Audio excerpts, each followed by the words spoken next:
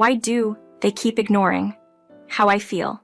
My frustration from the day before was still burning, so when I spoke to them, my words came out sharper than I intended. Their reaction? We're just clearing the space in the room. It's going to be a great new room for Emily. They brushed off everything I had mentioned the day before and went ahead with moving my stuff out without my consent. Have you forgotten what I said yesterday? Please stop doing this right now. Abigail, remember your place. I'm the one paying the rent here. What authority do you have to challenge my decisions? Oliver retorted, his tone laced with disdain. Emily, standing by his side, had a pleased look on her face. I'm the one footing the bills. You haven't pitched in at all, so you don't get a say. If you can't support my decisions, perhaps we should consider separating. My name is Abigail, a 28-year-old who's always on the go with my corporate job, married to Oliver for 4 years. He's seen as a promising talent in his workplace, constantly pushing himself to meet lofty goals. We live in a nicely updated house that's reasonably roomy, picked out when we were dreaming of a future with children. Despite the roller coaster of our relationship, we've managed to talk through our issues, and I thought we were content. But one day, coming home later than normal because of work, I noticed a woman's coat at the entrance, one I didn't recognize. Walking into the living room, I was met by Emily, my sister-in-law, who said, "Ah, Abigail, it's been a while. You were late, so we started without you." Emily, 24, Oliver's younger sister, has always been a point of contention between us. Despite her success academically and professionally, she took pleasure in belittling me, often slipping in demeaning remarks. Despite my attempts to overlook her jabs, Emily's boldness grew.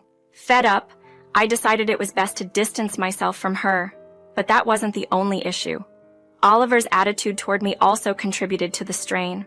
Oliver is usually thoughtful and gentle when it's just us. However, his demeanor shifts when Emily is around, becoming dismissive and harsh. I'm unsure if he's trying to impress his sister, but he treats me poorly. Despite my repeated objections, Oliver's behavior remained unchanged.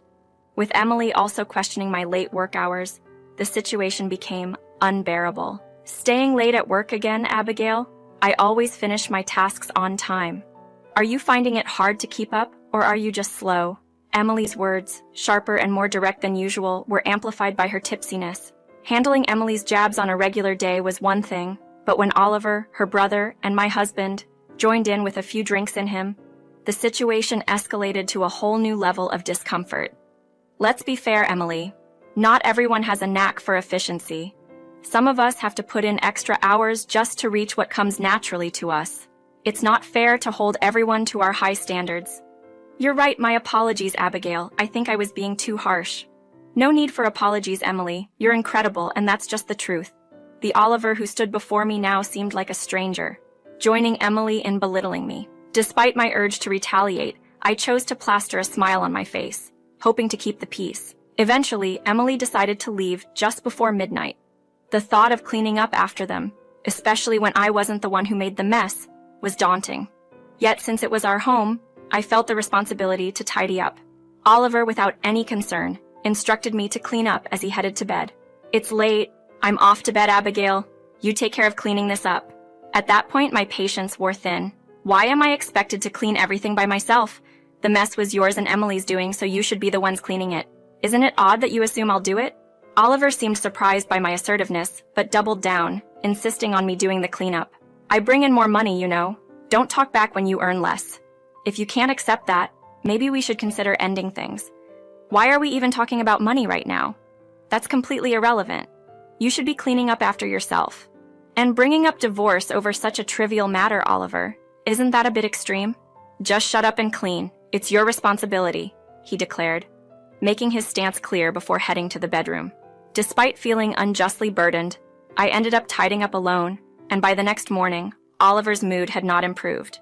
I knew that attempting to talk things out might only add fuel to the fire, so I chose to keep my distance.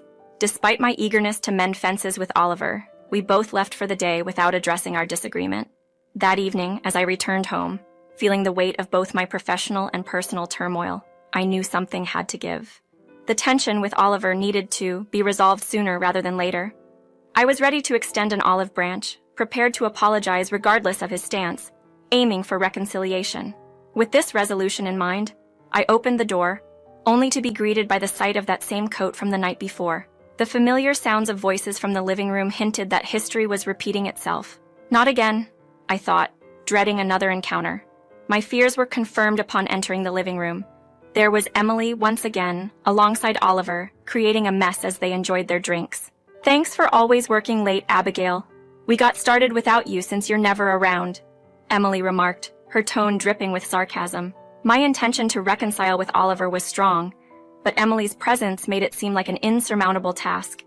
It felt as if she was deliberately obstructing any chance of us clearing the air, yet my concern seemed invisible to them. Oliver chimed in with a sarcastic jab of his own. We had to start without you since you're always late.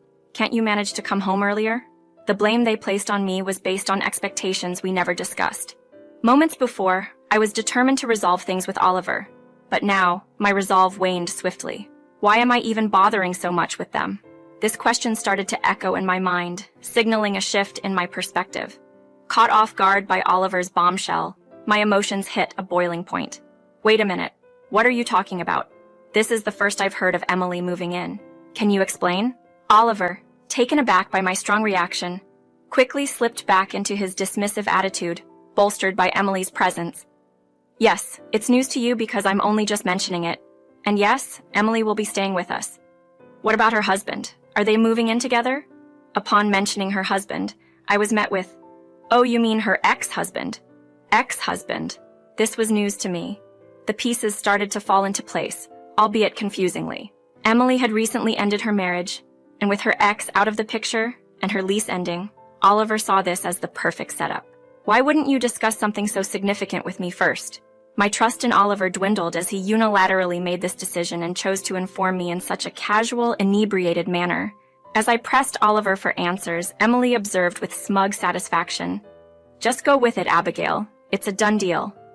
"No, I cannot accept this." "What do you mean, Abigail?"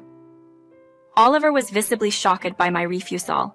"I refuse to let Emily move in with you. You're the one crossing the line, Oliver," I asserted, fixing a stern look on both of them.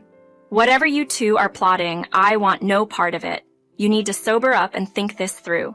Instead of resolving our conflict, I withdrew to a different room, isolating myself as I had the day before.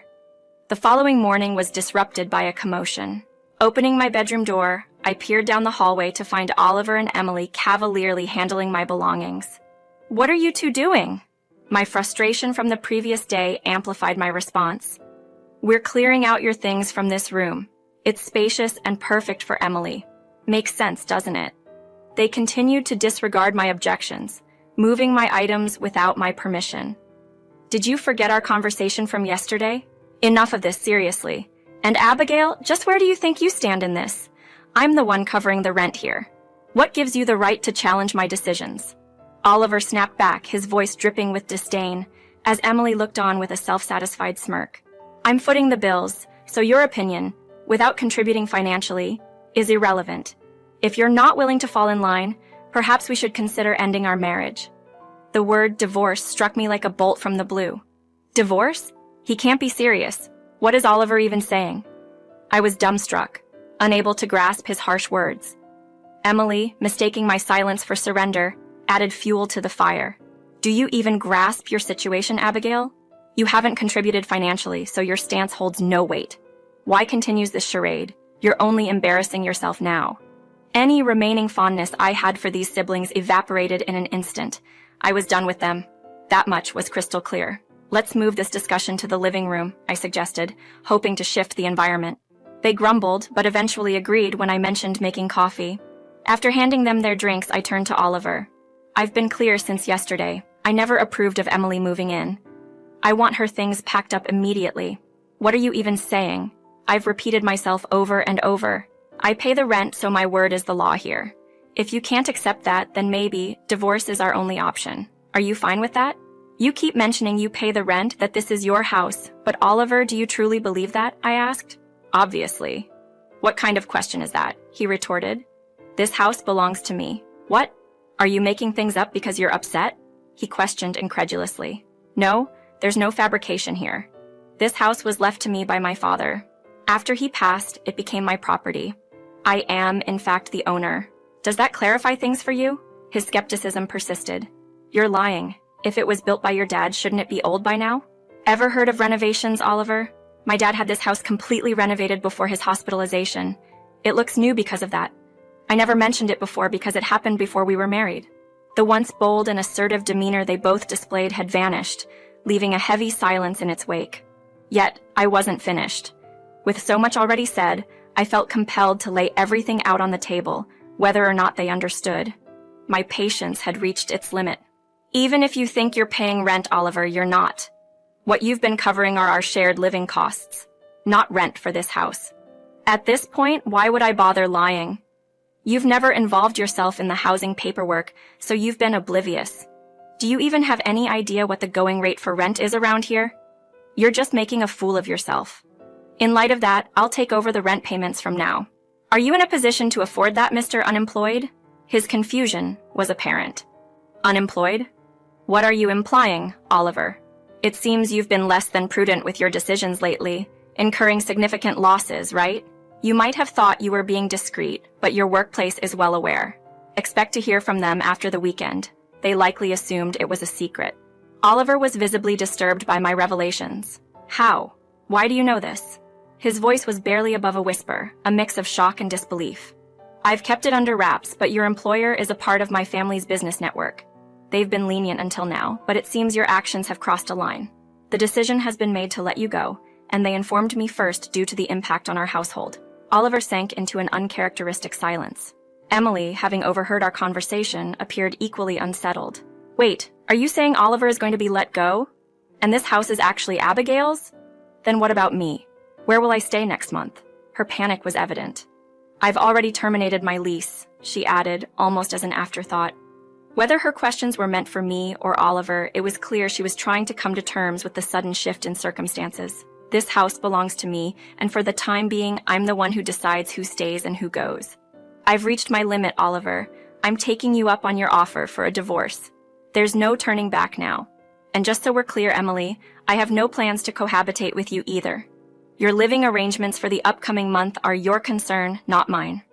I'd prefer if both of you would exclude me from your plans. Whether my words were fully absorbed by them or not, I had made my stance clear. The ball was in their court, and I was washing my hands of their issues. Please return my belongings to their original places. After that, I'd like you to gather your things and leave. I can't bear the thought of seeing either of you again. By the day's end, I had managed to remove them from my house. The last time I saw them was just before I handed everything over to my lawyers, to ensure the separation process was handled without any confrontations. Oliver didn't protest much, likely realizing he had no ground to stand on. This acceptance on his part facilitated a straightforward divorce process. I later learned that they both returned to living with their parents. The fallout for Oliver was significant, saddled with a hefty financial burden from our settlement and additional repercussions from his professional missteps. He's now working tirelessly to settle his debts. Meanwhile, I'm embracing a peaceful existence in the home my father left me, cherishing this newfound solitude and freedom, and planning to make the most of it for the foreseeable future.